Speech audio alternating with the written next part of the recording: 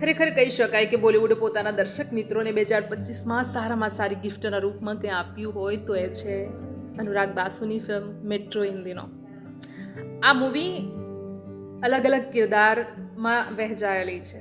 દરેક પ્રકારની અહીંયા રિલેશનશિપ બતાવવામાં આવી છે. દરેક પોતપોતાના સંબંધોને ક્યાંક બચાવવામાંથી રહ્યો છે.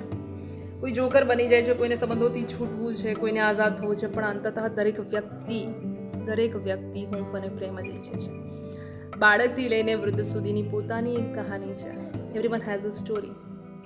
યસ, અને આ ફિલ્મથી સાબિત થાય છે કે આજકાલ જે રિલેશનશિપ બ્રેક થઈ રહ્યા છે એની પાછળ જો કંઈક શીખવા જેવું હોય, જો ફિલ્મની અંદર કંઈક લેવા જેવું હોય તો એ છે કે જો તમે ઈચ્છો તો કોઈ પણ કાળે સંબંધને બચાવી શકો છો.